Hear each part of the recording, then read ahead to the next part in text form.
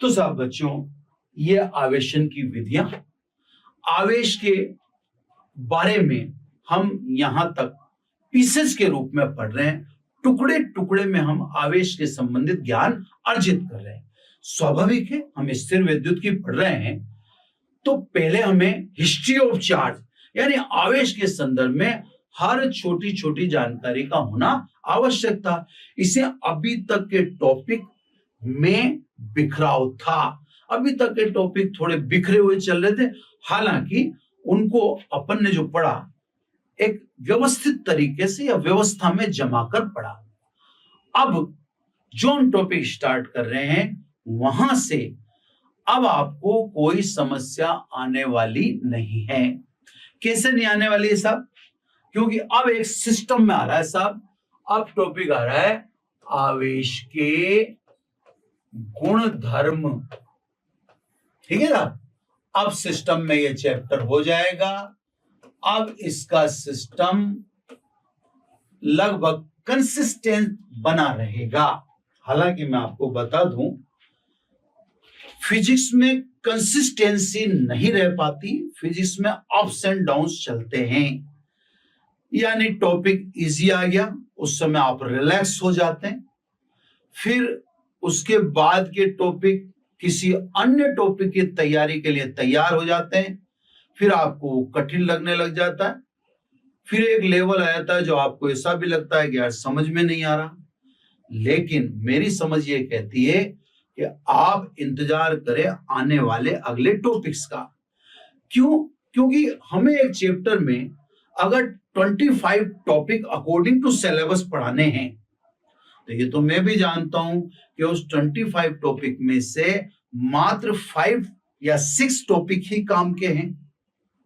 फिर 19 टॉपिक यानी 25 में से अपन अगर 6 को माइनस कर दे तो फिर 19 टॉपिक क्यों पढ़ रहे हैं? तो भैया 19 टॉपिक जब तक नहीं पढ़ोगे तो 6 टॉपिक समझ में आने वाले नहीं। तो इसलिए क्या होता है, कई बार टॉपिक किसी मुकाम की तरफ, किसी बड़े टॉपिक की तरफ जाते होते हैं, उस समय हमें एक बार ये लगता है कि चैप्टर किस रफ्तार में कैसे चल रहा है। फिजिक्स में आप ध्यान रखिए, चैप्टर बिना मोटिव, बिना उद्देश्य के टॉपिक चल ही नहीं सकता। बस ये है कि प्रोसेस है, स्लोली रन करता है, तो इसमें टॉपिक्स अप्स एंड डाउन्स चलते रहते हैं। यानी कठिनता आती रहती है, कंफर्टनेस आती रहती है, दोनों में आपका बिहेवियर सेम ही रहना चाहिए। कठिन है तो उसको भी पढ़ना ही है, इजी है तो उसको भी समझना ही। तो साहब अब थोड़ा सिस्टमेटिक काम हो जाएगा। आवेश के गुणधर्म, आवेश के गुणधर्म में एक सिस्टम चला देंगे अपन। इसमें आपने कई चीजें पढ़ी हुई हैं, आप जानते हो, कई चीजें आपके लिए नई हैं, नई को एक्सेप्ट करना है, पढ़ी पढ़ाई को वापस सुनना है, आपने जो सुन रखा है। अब मैं आवेश के गुणधर्म में पहले जो छोटे छोटे हैं पहले उनसे शुरुआत करता हूं। पहली बात, आवेश तथा द्रव्यमान, ये दोनों एक दूसरे से संबंधित हैं। कई जगह मैं आपको बता भी दूंगा, आगे से आगे जैसे जैसे पढ़ाएंगे तो आप मेरी ये लाइन याद रख लेना कि आवेश व द्रव्यमान परस्पर एक दूसरे से संबंधित हैं। ये कई जगह प्रूव करते रहेंगे। क्लियर? आप द्रव्यमान के बिना आवेश संभव नहीं है। मतलब M0 तो Q0, द्रव्यमान नहीं तो आवेश का अस्तित्व भी नहीं होगा। सही है? जैसे फोटोन, फोटोन ऐसा पार्टिकल है जो द्रव्यमानहीन है, जो द्रव्यमान रहित है, तो स्वाभाविक है वो आवेशित भी नहीं है। आप और पढ़ोगे न्यूट्रिनो, पार्टिकल के नाम आपने सुन रखे हो, ये जरूरी नहीं है खूब पार्टिकल है, बस आप तो सुन के मजा लीजिए ना। न्यूट्रिनो का विराम द्रव्यमान 0 है, ये पार्टिकल भी आवेशित नहीं। बात सही है साहब? तो साहब आवेश के बिना, द्रव्यमान के बिना आवेश का अस्तित्व संभव नहीं है। उदाहरण में अपन ने बता दिया फोटोन एंड न्यूट्रिनो। क्लियर? लेकिन इसका उल्टा पूर्णतः सही नहीं है। आप ये मत कह देना कि आवेश के बिना द्रव्यमान संभव नहीं है। यहां पर शंका है, डाउट है ना? ये मत कह देना। वो तो ऊपर वाली लाइन तो पूरी तरह सही है, ये द्रव्यमान नहीं तो आवेश नहीं, लेकिन नीचे वाली लाइन सही नहीं है। आवेश नहीं तो द्रव्यमान नहीं। नहीं नहीं नहीं नहीं। जैसे मान लीजिए अपन बात करें, न्यूट्रॉन की बात करें, है ना? न्यूट्रॉन पर आवेश तो नहीं है क्योंकि न्यूट्रॉन विद्युत उदासीन है, लेकिन न्यूट्रॉन का द्रव्यमान 1.67 इंटू 10 की पावर -27 kg होता है। तो देखो आवेश नहीं है, क्या द्रव्यमान भी नहीं है? नहीं है ना? तो सब ये ध्यान रखना, द्रव्यमान के बिना आवेश का अस्तित्व तो संभव नहीं है। इसीलिए जिन पार्टिकल का विराम द्रव्यमान शून्य है वह कभी भी आवेशित नहीं होंगे, मतलब वह निरावेशित होते हैं। लेकिन यह कहना उचित नहीं है कि आवेश के बिना द्रव्यमान अस्तित्व में नहीं होगा। हो भी सकता है और नहीं भी, है ना?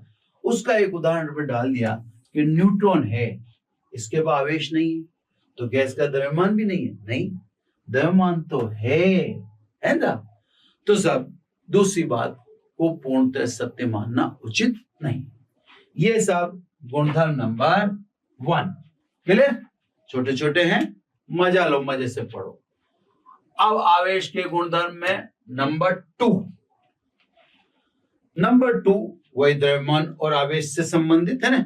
जो द्रव्यमान आवेश की बात है वो पहले कह देते हैं, फिर बाकी बातें, है ना। गुण नंबर 2 में है गतिशील अवस्था में द्रव्यमान, क्या यूं कह दें, द्रव्यमान पर गति का प्रभाव है, या यूं कह दें द्रव्यमान गति से प्रभावित होता है। यानी अपन यूं कहना चाह रहे हैं एम स्टैटिक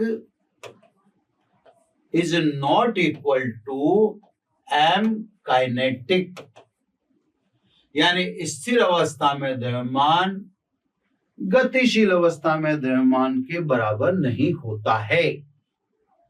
तो वस्तु की गति से द्रव्यमान प्रभावित है। अब साहब इसको कैसे आप समझाओगे? तो इसको आप थ्योरी ऑफ रिलेटिविटी यानी आइंस्टीन के सापेक्षिकता के सिद्धांत से समझा सकते हो। आपके कभी केमिस्ट्री में आया हो, एम डायनामिक लिख दो या काइनेटिक लिख दो is equal to M static upon √1 minus v² upon c²। M static का मतलब है, मैं आपको हिंदी में भी लिख दूं, एम गतिशील अवस्था में इज इक्वल टू एम स्थिर अवस्था में upon √1 minus v² upon c²। तो आपने देख रखा है कि गतिशील अवस्था में द्रव्यमान वस्तु के वेग पर डिपेंड करता है। ये तो प्रकाश की चाल है, लेकिन ये तो वस्तु का वेग है ना। तो सब वस्तु की गति से द्रव्यमान प्रभावित है। यह साफ दिख गया, M kinetic is not equal to M. हाँ, अगर ये कह सकते हैं आप, जैसे मान लीजिए, तो आप छोटी मोटी बातें, v much less than c, तो v² upon c² approximately equal to 0। अब v² अपॉन c² अप्रोक्सीमेटली 0 हो जाएगा, तो गतिशील अवस्था में द्रव्यमान बराबर स्थिर अवस्था में द्रव्यमान। तो जब वस्तु का वेग बहुत कम हो, यानी v much less than c, तो v² upon c² approximately equal to 0, उस समय गतिशील अवस्था में द्रव्यमान और स्थिर अवस्था में द्रव्यमान दोनों बराबर होते हैं। लेकिन जब वस्तु की गति बढ़ेगी तो m स्थिर is not equal to m गतिशील, है ना। तो यही बात अपन कहना चाहते हैं, है ना। तो साहब गति से द्रव्यमान प्रभावित है, लेकिन गति से आवेश प्रभावित नहीं है ना। जैसे अपन सिंपली बात करें, अल्फा पार्टिकल, अल्फा पार्टिकल पर आवेश किसके बराबर होता है? धनात्मक व 2 इलेक्ट्रॉन के बराबर, है ना। तो पॉजिटिव व 2 इलेक्ट्रॉन के बराबर। यहां पर छोटा सा ये भी क्लियर कर दें कि अल्फा कण किससे कहते हैं? तो अल्फा कण शुद्ध हीलियम के नाभिक को, या उसी को दूसरे तरीके से आप कहो तो अल्फा कण द्विआयनित हीलियम के परमाणु को। बात तो एक ही है ना। अब देख लो तो यहां भी ये नाभिक ही है, तो आवेश स्वाभाविक है प्लस 2 इलेक्ट्रॉन के बराबर है। वहां तो द्विआयनित दिखाई दिया और के ही दिया द्विआयनित, तो सब अल्फा पार्टिकल है, इस पर आवेश प्लस 2 इलेक्ट्रॉन यानी धनात्मक है और 2 इलेक्ट्रॉन के बराबर है। अल्फा पार्टिकल स्थिर है तो भी उस पर आवेश यही है, और गतिशील है तो भी उस पर आवेश यही, यानी Q kinetic is equal to Q static, है ना। तो गति से आवेश प्रभावित नहीं है, गति से द्रव्यमान प्रभावित है। Clear sir? ये प्रॉपर्टी नंबर 2। अन्य प्रॉपर्टी नंबर 3। तीसरी प्रॉपर्टी को आप जानते हो। अब जो चीज जानते हो उसमें मैं फिर कुछ ऐड करके नई चीज बताने का प्रयास करूंगा, है ना। सजातीय आवेश या विजातीय से बात करूं, विजातीय आवेश धन तथा ऋण, ध्यान से सुनेंगे मेरी बात को, एवं आवेशित वस्तु, आवेशित कोई सी भी हो, वर्सेज निरावेशित वस्तु, इनके मध्य सदैव आकर्षण ही होगा। अब एक बात तो मेरी आपको सामान्य लगी होगी, एक बात आपको थोड़ी सी अजीब लगी होगी। मैं बात को तो दोबारा बोलूंगा।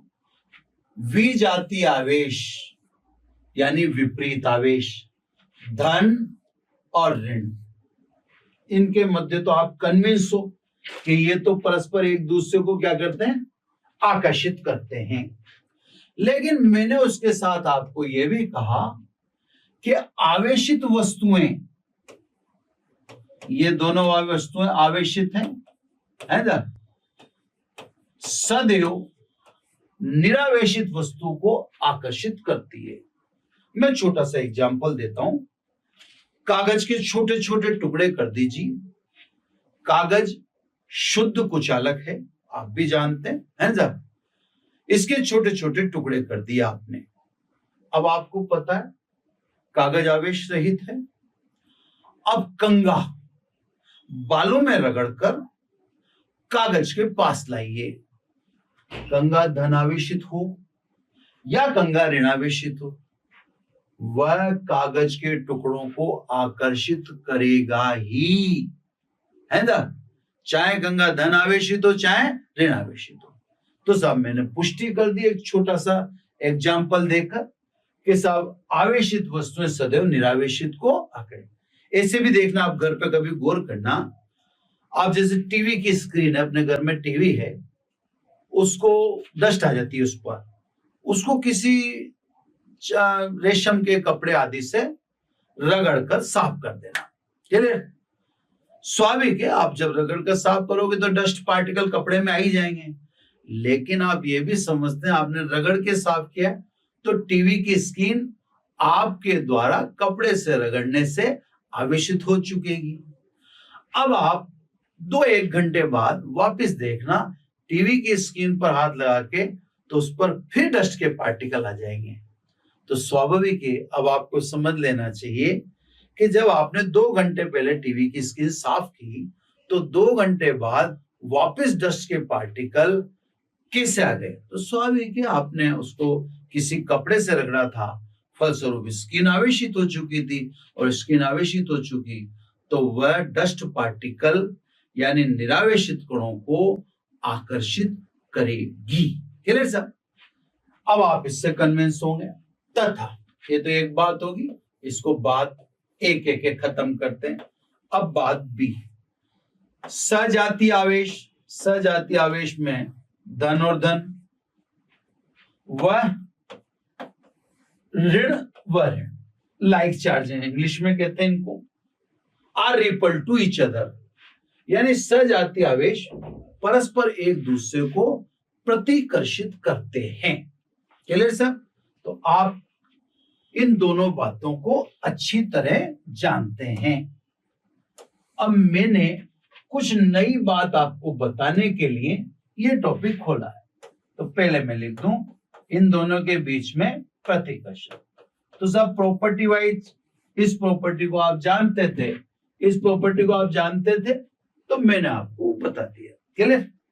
अब जो मैं कह रहा हूं वो शायद आप नहीं जानते, है ना? शायद, है ना? कोई वस्तु आवेशित है, उसका निश्चित प्रमाण प्रतिकर्षण है, यानी इसको उल्टा बोलूं, प्रतिकर्षण किसी वस्तु के आवेशित होने का निश्चित प्रमाण है। इसको ऐसे समझाता हूं मैं आपको कि जैसे मान लीजिए सब ये कोई वस्तु है, छड़ मान लीजिए, इसे जो भी माने, ये कोई वस्तु है। अब हम ये जानना चाहते हैं कि ये वस्तु आवेशित है या नहीं, कैसे जाने? अब ध्यान से समझना, ऐसे जानने के लिए मैं इसके पास एक धन आवेशित वस्तु लाता हूं। ध्यान से समझे आप, मैं एक धनावेशित वस्तु लाया, तो ये तो मैं लाया, नॉन कह दें इसको या ए लिख दें, ताकि अपने को ये क्लियर रहे कि हम जिससे लाए थे वह, आपको इसके बारे में पता करना है कि आवेशित है या नहीं। ये वस्तु इस धनावेशित वस्तु की तरफ अट्रैक्ट होती है, आकर्षित होती है।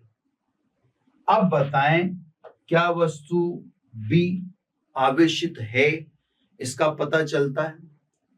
तो आप कहेंगे हाँ, हो सकता है बी ऋणावेशित हो, क्योंकि धन के पास कौन आकर्षित होता है? ऋणावेशित। ये संभावना सही तो है, लेकिन हम इस बात को जानते हैं कि आवेशित वस्तुएं सदैव किसको आकर्षित करती हैं? निरावेशित। तो बी निरावेशित भी तो हो सकती है। तो सब बी के बारे में ये कहना कि क्षण भी ऋण आवेशित है या आवेशित है, वह पूर्णतः सही नहीं होगा, वो सस्पेक्ट होगा। ये देख लिया आपने। अब सीन नंबर 2 है ना, सीन नंबर 2 में ये सब आपकी वस्तु रही बी और ये वही वस्तु रही ए जो धन आवेशित है। अब जब इनको संपर्क में लाए तो ये वस्तु बी प्रतिकर्षित हुई, क्लियर? वस्तु भी दूर भागी। अब बताओ कि वस्तु भी आवेशित है क्या? वस्तु भी आवेशित है क्या? है तो सब प्रतिकर्षित हुई है। जब बी प्रतिकर्षित हुई है तो 100% बी पर क्या होगा? धन आवेश होगा। क्लियर साहब? तो प्रतिकर्षण किसी वस्तु के आवेशित होने का निश्चित प्रमाण है। क्लियर साहब? आकर्षण से यह कहना संभव नहीं है कि वस्तु आवेशित है या नहीं। क्लियर? तो ये सब गुणधर्म नंबर 2 जिसमें अपन ने आवेशन और निरावेशन के संदर्भ में बात की।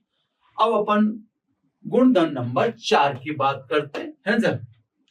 छोटे छोटे गुणधर्म चल रहे हैं बच्चों, है ना, उनको समझने का। गुणधर्म नंबर 4 में छोटा सा ये भी है ना, एकदम कहने में आपको या मैं कहूंगा तो थोड़ा अचानक आपको ऐसा लगेगा कि ये बात सही नहीं हो सकती, लेकिन बच्चों ये बात पूर्णतः सही है। किसी धारावाही चालक पर कुल आवेश सदैव शून्य होता है ना। ये साहब एक चालक है, मैं थोड़ा सा बड़े आकार में दिखा दूं। इसमें धारा बह रही है, छोटा सा सर्किट बना के दिखा दिया मैंने। इसमें धारा बह रही है, ये यहां से आई धारा गई और यहां से निकली, ठीक है सर। तो ये चालक धारावाही है, यानी इसमें जिसमें धारा बहेगी उसको धारावाही कहेंगे। क्लियर। अब मैं क्या कह रहा हूं कि किसी धारावाही चालक पर कुल आवेश सदैव शून्य होता है। क्यों होता है सर? देखिए, इलेक्ट्रॉन बिल्कुल धारा के विपरीत चलते हैं ना। तो मैं इलेक्ट्रॉन से समझाता हूं। ये साहब दो इलेक्ट्रॉन मान लीजिए ऋण से यानी कैथोड से निकले और चालक में एंटर किए। एक बार के लिए आपको लगेगा कि चालक पर तो दो इलेक्ट्रॉन के बराबर ऋण आवेश आ चुका है, यानी चालक तो ऋणावेशित हो चुका है। लेकिन ये आप सही नहीं समझ रहे, क्योंकि वही दो इलेक्ट्रॉन इस एनोड के द्वारा वापस रिसीव कर लिए जाएंगे। तो साहब जितने इलेक्ट्रॉन इस पर आए उतने इससे गए, यानी न इस पर आए न इस पर से गए। क्लियर। यानी इसने लिए ही नहीं, या जो लिए वो ऐसे कैसे दे दिए। तो चालक पर कोई अतिरिक्त आवेश नहीं है ना, कोई अतिरिक्त आवेश नहीं, लेकिन धारा तो बह रही है ना। तो सब सीधी सीधी बात है, धारा का प्रवाह आवेश की गति से होता है, आवेश से नहीं। जैसे मेरे पास कोई कंगा बालों से रगड़ा हुआ आवेशित है, उसमें धारा तो नहीं है, लेकिन जब उसको दूसरे के संपर्क में लाऊंगा तो आवेश इस कंगे से उस कंगे की ओर प्रवाहित होगा। आवेश के इस प्रवाह से धारा उत्पन्न होगी। तो धारा की उत्पत्ति आवेश के प्रवाह से होती है, आवेश से नहीं। यानी कंगा आवेशित था तब तो धारा उत्पन्न नहीं हुई थी, लेकिन जब हमने कंगे को किसी और वस्तु के संपर्क में लाया तो आवेश कंगे से वहां गया, तो आवेश प्रवाहित होते हैं, किसकी उत्पत्ति? धारा। आवेश प्रवाह की दर को धारा है ना। तो कहने का या इसको छोटे से मैकेनिज्म से ऐसे समझे, जैसे मान लो ये एक सेल है, आप इससे समझ ले, जल्दी समझ में आ जाएगा। ये सरंध्र पात्र है, क्लियर। इसमें ये कार्बन की छड़ एनोड का काम करती है ना। ये कार्बन चारों तरफ इसमें मैग्नीज डाइऑक्साइड और कार्बन का पेस्ट है, कार्बन का पेस्ट और MnO2 है ना। अपघट्य के रूप में इसमें रख रखा है अमोनियम क्लोराइड NH4Cl है ना। छोटे से मैं समझा रहा हूं, ज्यादा डिटेल में। जस्ते की छड़ है, ये जस्ते की छड़ ये सदैव काम करती है नेगेटिव का, तो ये पॉजिटिव है, कार्बन की छड़। अब छोटे से में समझे, एक सर्किट कंप्लीट कर रहे हैं अपन। ये मैंने स्विच लगा दिया और ये आपका चालक ए बी जो भी है, आपको इसमें देखना धारा है, अभी दिख जाएगा आपको। अब क्या होता है सर, जैसे आप स्विच ऑफ ऑन करते हैं, स्विच ऑन करते ही जस्ते की छड़ दो इलेक्ट्रॉन त्यागती है और आपके चालक को देने जा रही है। यह चालक ए बी, जस्ते की छड़ दो इलेक्ट्रॉन त्यागती है ना। ये दो इलेक्ट्रॉन त्याग दिए और खुद किसमें कन्वर्ट हो जाती है? Zn++ में। ये दो इलेक्ट्रॉन आपको चालक पर जाते हुए दिखते हैं, लेकिन ये दो इलेक्ट्रॉन अभी आकर्षित होकर इधर आने वाले भी हैं, है ना। वो आपको दिखाऊं। जस्ता Zn+ में कन्वर्ट हो गया, Zn++। अब ये किसमें डूबा हुआ है? NH4Cl में, NH4Cl। तो NH4Cl और जिंक क्रिया करते हैं, क्या बनाते हैं? Zinc chloride plus NH3 plus 2H+ है ना। इसको संतुलित कर लें तो ये 2 लगा दिया और यहां भी 2 लगा दिया, ये बैलेंस हो गई। अब अपघट्य में हाइड्रोजन आयन पैदा हो जाते हैं, क्योंकि जिंक की छड़ 2 इलेक्ट्रॉन त्याग कर स्वयं Zn++ में कन्वर्ट होगी और Zn++ अमोनियम क्लोराइड से क्रिया करके अपघट्य में क्या क्रिएट कर देता है? 2 हाइड्रोजन आयन। ये हाइड्रोजन आयन इन इलेक्ट्रॉन को अपनी तरफ आकर्षित करते हैं। तो ये हाइड्रोजन आयन किधर जाते हैं? कार्बन की छड़ पर जाते हैं। ये कार्बन की छड़ मैंने एनोड लिखा है। तो साहब ये हाइड्रोजन आयन कार्बन की छड़ पर जाएंगे, ये हाइड्रोजन आयन कार्बन की छड़ पर जाएंगे और वो आने वाले 2 इलेक्ट्रॉन रिसीव करके और किसमें बदल जाएंगे? हाइड्रोजन गैस में। यहाँ पर हाइड्रोजन गैस इकट्ठी हो जाती है क्योंकि हाइड्रोजन आयन कार्बन की छड़ पर गए और ये आने वाले 2 इलेक्ट्रॉन को इन्होंने रिसीव किया।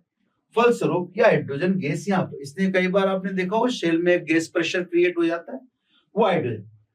यह हाइड्रोजन इस कार्बन की छड़ के चारों तरफ इकट्ठी हो जाती है और चारों तरफ इकट्ठी होने के कारण हाइड्रोजन के अन्य आयनों को प्रतिकर्षित करती है। सेल में दोष पैदा हो जाता है जिसे ध्रुवण कहते हैं। इस ध्रुवण दोष को खत्म करने के लिए हमने ऑक्सीकारक मैग्नीज डाइऑक्साइड का इस्तेमाल कर रखा है। यह हाइड्रोजन MnO2 से क्रिया करती है और Mn2O3 ये बना देती है Mn2O3, है ना। बैलेंस कर लें साहब इसको, ये 2 Mn2O3 हो गया प्लस H2O और ये Mn2O3 नवजात ऑक्सीजन से क्रिया करके वापस किस में कन्वर्ट हो जाता है। तो यहाँ पर MnO2 हमने कार्बन की छड़ पर इसलिए रखा है कि वह ध्रुवण दोष जो कार्बन की छड़ के चारों तरफ क्या पैदा होने, हाइड्रोजन गैस पैदा होने के कारण उस ध्रुवण दोष को समाप्त कर दे। ठीक है। अब यहाँ पर आप देखो 2 इलेक्ट्रॉन ए को गए लेकिन 2 इलेक्ट्रॉन बी से वापस आ गए, है ना।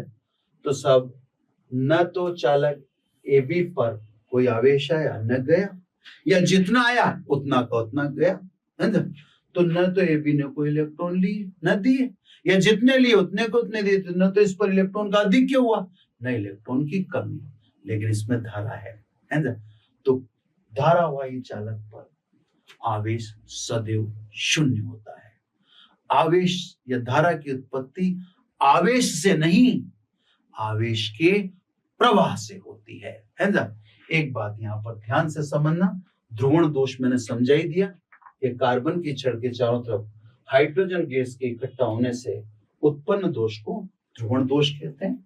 एक चीज और, हम जो धारा दिखाते हैं धन से ऋण की ओर, जबकि वास्तविकता में धारा की उत्पत्ति किससे हो रही है, इलेक्ट्रॉन से। और इलेक्ट्रॉन किधर से किधर जा रहे हैं, कैथोड से एनोड की ओर। यानी धारा की दिशा और इलेक्ट्रॉन की प्रवाह की दिशा दोनों विपरीत है। तो बच्चों ये अपन ने 4 गुणधर्म इस एपिसोड में लिए, है ना। नेक्स्ट अगले में लेंगे। तो आज बस इतना ही। Thank you very much.